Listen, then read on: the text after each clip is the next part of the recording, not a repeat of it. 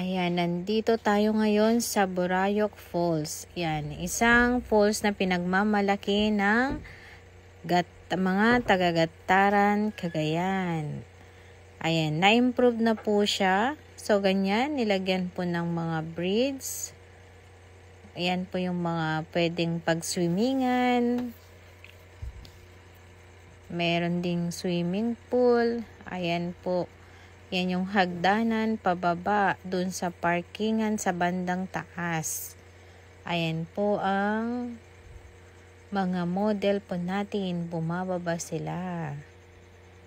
Ayan, si Ate Ruth tsaka si Ate Hazel. Ayan. Isang part po yan din ng falls. Ayan, pwedeng maligo dito. Ayan, may mga nagpipiknik din po dyan. Tapos pababa po doon sa may bridge.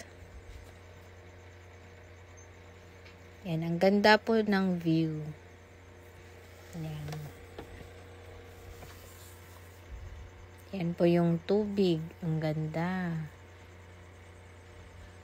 Ayan, dito po pwede rin mag-tent ang mga ano dyan. May mga tent po na pwede ninyong rentahan. Ayan po.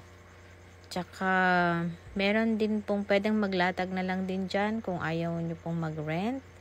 Ayan na po yung papunta dun sa bridge. May hanging bridge po kasi siya.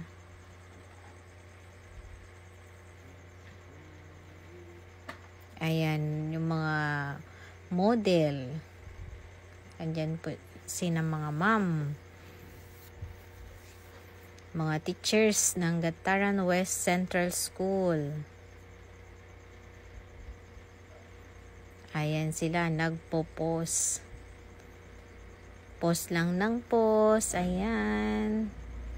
O, mga model.